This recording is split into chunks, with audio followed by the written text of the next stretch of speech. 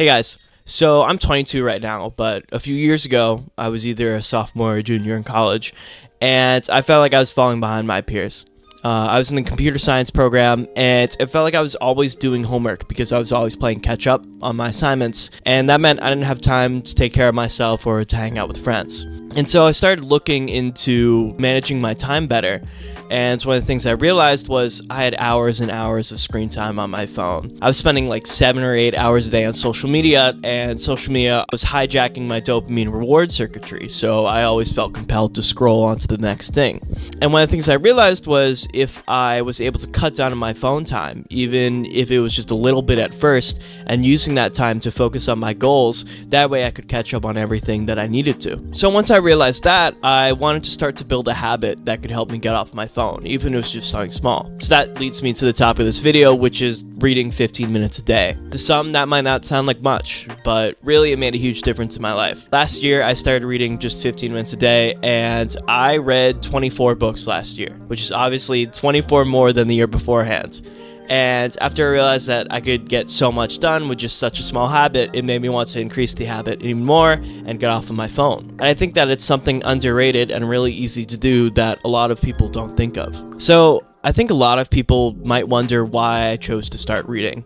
Obviously, you can just look up a summary online of any book that you're interested in.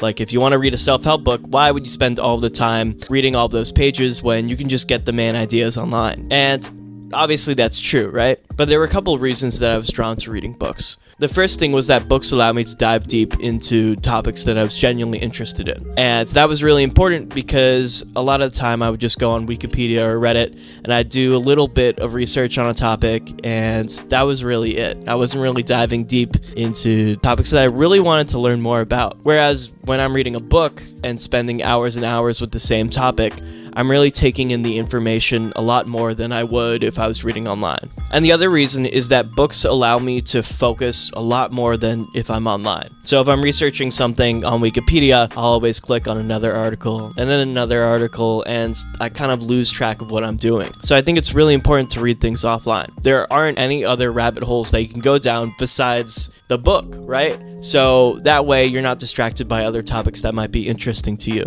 And to me personally, that was a lot more valuable. And I think overall, it's really important to have habits that are offline that bring you joy and allow you to keep your time in check. Even just 15 minutes a day at first was a great first step for me to get off of my phone and to eventually take control of my time. So I hope by now you're at least a little interested in reading or could see why it's valuable. And I wanted to share a couple of tips that I've learned that might help you on your journey. I think the first one would be to make your goal really easy to achieve. Basically, start small. There's this idea of the 25% rule, which is whatever your end goal is, just do 25% of it. So if you want to read 20 minutes a day eventually, just start with 5. What's really important is building the consistency, and that's what really makes it easy to achieve your goals. It doesn't really matter how much you read in a day. I would much rather read 5 minutes a day every day of a year than read 20 minutes once or twice a week. Another thing that's really important is to read things that are genuinely interesting to you. And I actually learned this really recently. I started reading this book called The Design of Everyday Things, which if you don't know, it's a design book. It's kind of like a textbook, but it's really popular. A lot of people have recommended it to me. They've recommended it to me at work, in school, even outside of school. And I do want to learn a lot more about design. There's just one problem, and it was that the book was super boring. No offense if you like the book, but to me personally, even just reading 5 minutes of it, I just couldn't do it. I was always looking at the timer to see when my 15 minutes were up, and I was never motivated to read more of it. So instead, I dropped it and I started reading the Steve Jobs biography. And to me personally, that's a lot more interesting. I love biographies.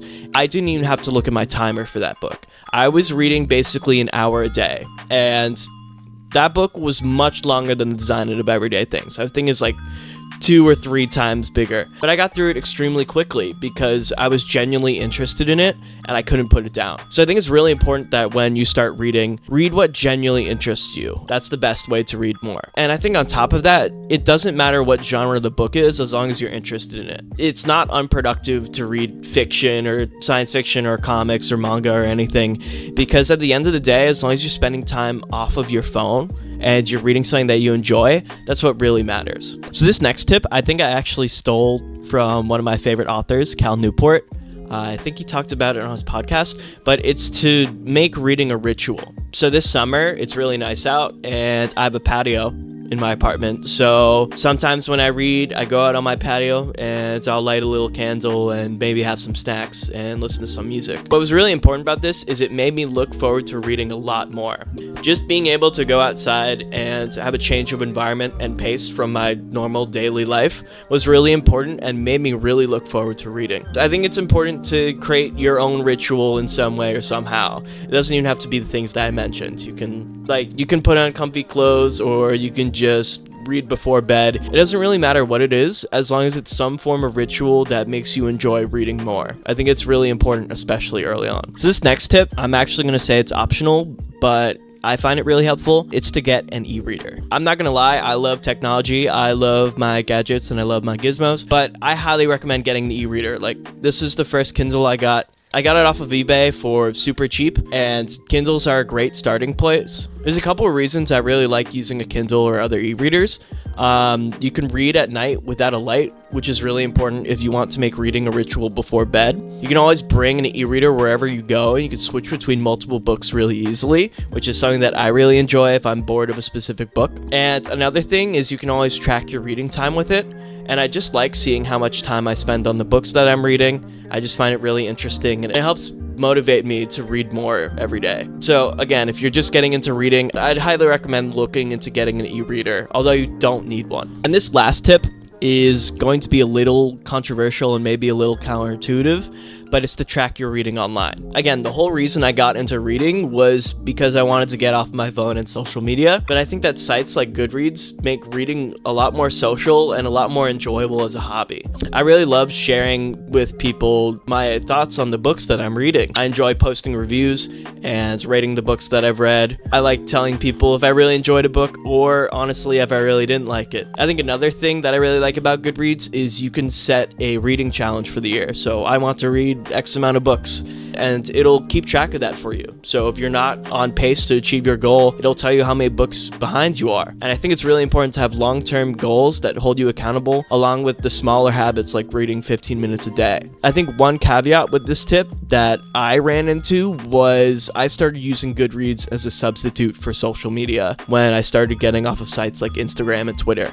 So I'd say it's really important to be mindful about your technology use and to make sure you're not using it as a substitute. So overall, I'd say reading 15 minutes a day is one of the best changes I've made in my life. Even after just a year of doing it, I feel like a completely different person. I've read so many books that have completely changed the way I view myself and the world around me. And I've read books about so many interesting topics that I never would have explored if I was just looking online. But I think, in short, read whatever you want, as long as it's interesting to you. It doesn't matter if it's a magazine, if it's science fiction, if it's manga or comics. What's really important is to spend time off of your phone and on something that you find valuable and interesting. So that's really it for this video. If you want any book recommendations, I'll link my Goodreads in the description. I also might make a video of my favorite books. Maybe you'll enjoy that. Thanks so much for watching this, and maybe let me know what book you're interested in reading. I'd love to get some recommendations too. But thanks for watching, and peace out.